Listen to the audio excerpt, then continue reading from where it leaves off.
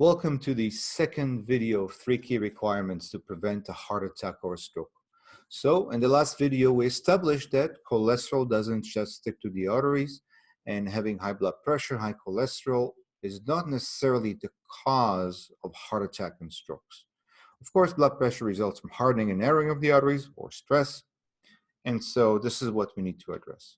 So we need to find out what causes narrowing and hardening of the arteries. We need to find out what causes plaque in the arteries. And that is the second requirement. Second requirement is to find out, to establish what causes plaque in the arteries that leads to a heart attack or a stroke. And so in essence, that's what you find in pathophysiology textbooks, right? This is the science of how disease is caused, pathophysiology. That the cause of plaque in the arteries, they say, is injury or damage to the artery wall. And let me show you an analogy here. Okay, here we go. Sharing this slide here with you. And basically, plaque in the artery is very similar to a scab on the skin. Skin tissue and artery tissue are very similar. If we damage the skin, scrape it, cut it, then the body strives to heal it, strives to repair damaged tissue with new tissue. A scab is formed on top. After the skin heals, that scab sloughs off. Plaque is very similar. There's damage to the artery wall that brings about narrowing and hardening of the arteries. Eventually, what resembles a scab, a plaque, is created. Now, under healthy conditions, if we can repair this, then that plaque should slough off as well, really never form if the healing occurs, if the repair occurs in real time. And so this scab here is actually very similar to a plaque. It's bigger, and it has some yellow undertone underneath, and that yellow stuff, pus, is very similar to what's in here in plaque, very similar to what is in a pimple when someone has acne. It's cholesterol and fatty materials, triglycerides. But in order to treat pimples, we don't prescribe cholesterol-lowering medications, right? It's ludicrous. It's crazy. Now, the damage to the arteries is different in nature than a cut to the skin. We don't take a knife and scrape the insides of our arteries. We don't use a sharp object to do that. The nature of the damage is, there are two types, actually, two primary types. One is oxidation, excessive oxidation. And you may be familiar with oxidation by observing rust developing on metal structures. And it over time, it corrodes the metal and it can affect the function of the structure. In this case, this screw, the threads on the screw are damaged and the threads in the nut are damaged, and it's not functional anymore. You cannot run the nut. You cannot roll the nut around the screw itself because of the excessive rust and how it changed the structure. Perhaps this image here is a little more analogous to what happens in the arteries, right? This water pipe resembles a clean artery, and this water pipe here, this is basically the result of very slow moving water after a long period of time. The exposure of the metal to oxygen caused the oxidation, which led to what looks like a plaque, right? Which is corroded, heavily corroded. Now, in essence, in biochemical terms, oxidation is basically the removal of an electron from an atom or a molecule. Now, we don't need to get into complicated science, chemistry, biochemistry, but I just want to point out that this is a standard metabolic chemical process that happens in the body all the time. In fact, we use oxidation to turn our food into energy. And I'm using the analogy of oxidation to a fire here. You know, when it's contained and used responsibly, it can provide heat, it can cook our food and give us nourishment. However, if it goes uncontained, if it becomes excessive, it can cause great destruction.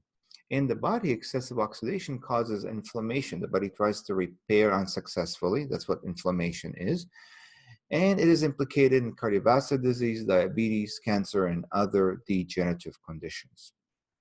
So oxidation is one of the main way that plaque in the arteries, narrowing and hardening of the arteries occurs. And again, this pipe here is a great analogy.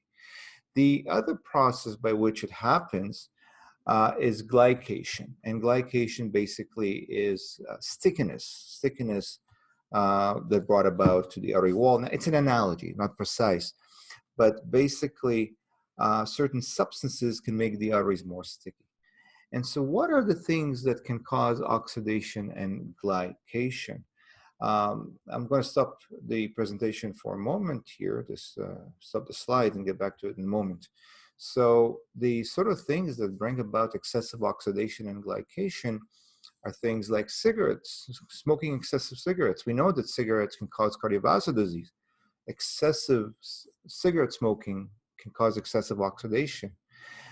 Different toxins, different environmental toxins in the air and the water. You know, the amount of toxins in the air and the water has gone up dramatically over the last 100 years.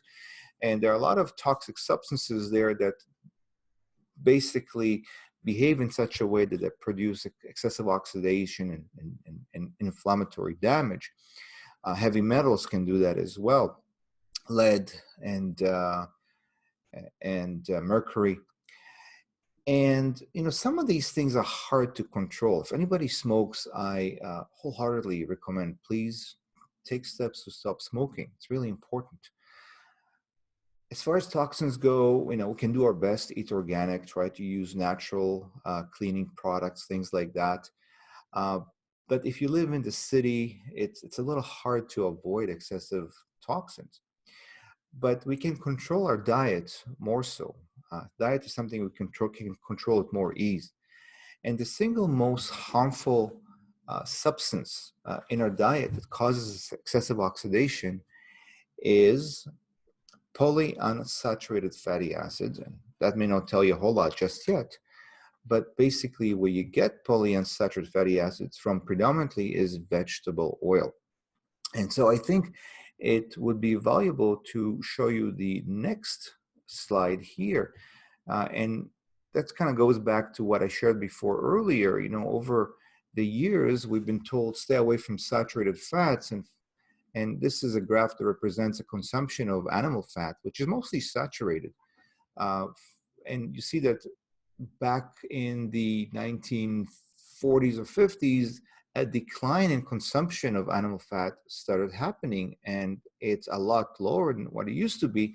And of course, the incidence of cardiovascular disease has gone up since quite dramatically.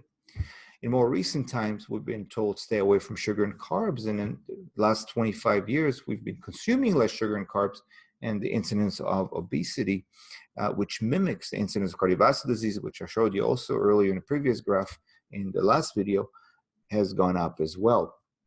The only thing that, only type of food and substance whose consumption patterns mimic the rise in incidence of chronic diseases in general and cardiovascular disease specifically is polyunsaturated fatty acids. Now, they're just very unstable oils. It has to do with the structure. Saturated fat means it's fully saturated by H's. H's stand for hydrogens. And monounsaturated oil here, which you find in, now this you find in things like butter and dairy fat and beef fat maybe, and coconut oil. Monounsaturated oils or fats lack hydrogens in a single location of a pair of carbons. C stand for carbon. And you find that in olive oil and in avocado oil. Polyunsaturated fatty acids lack hydrogens in multiple locations, and it makes them very unstable. And of course, this goes opposite to what we've heard for years. You know, canola oil has a stamp of approval of the Heart and Stroke Foundation, but it is a vegetable oil. Vegetable oil comes typically from nuts, seeds, and grains. Corn seed oil, soybean oil, corn I mentioned, sunflower oil, safflower oil.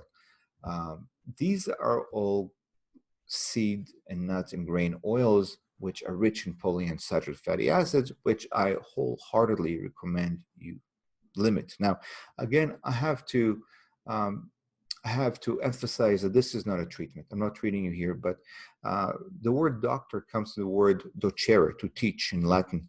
And one of the principles of naturopathic medicine is teaching the principles of health. So I'm teaching you a principle of health here. So hopefully you can, um, if you wish, I'm not training you here, you could incorporate it into your lives and improve your lives.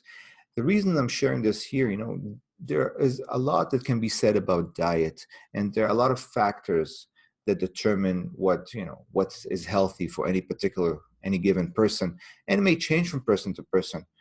In my mind, this is the most important dietary tidbit that needs to be spoken about, I think. And this can literally save and extend lives and save people from unneeded diseases. And I know that for decades now, a lot of people, many of my clients, almost everybody in the Western world and almost in the entire world, has been consuming a lot of vegetable oil, a lot of polyunsaturated fatty acids, which accumulate in tissues. So I think it's an important thing to do. And once you stop that, once you revert to the old ways, butter and coconut oil, maybe a little bit of olive oil and avocado, then you give your body a chance to start recovering. So that's really, really important. The next concept I want to talk about is, well, how does it affect the arteries? And basically, I'll bring your attention to this part of the slide here. The artery wall consists of 3 layers. This is just a cross section of the artery wall.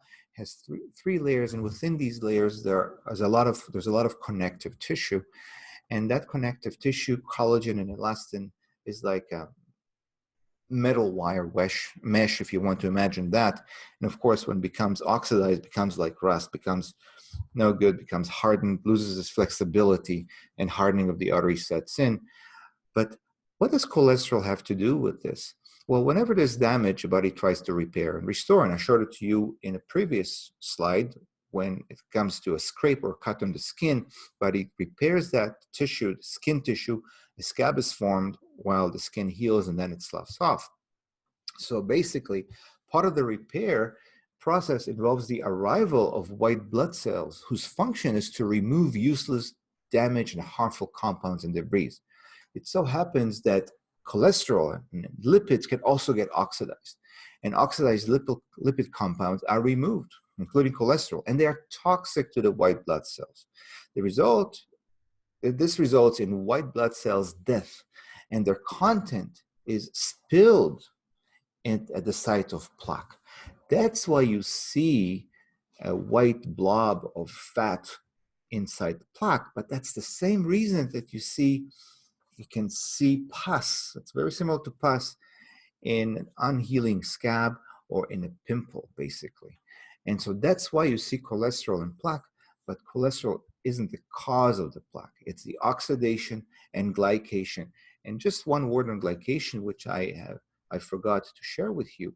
It so happens that the predominant glycating substances caused glycation are derived also from polyunsaturated fatty acids. So this is basically it for this video. And I look forward to imparting more information, really important and valuable information, when I share with you the 3rd requirement to prevent a heart attack or a stroke, coming up in the 3rd presentation of the series. Thank you for watching.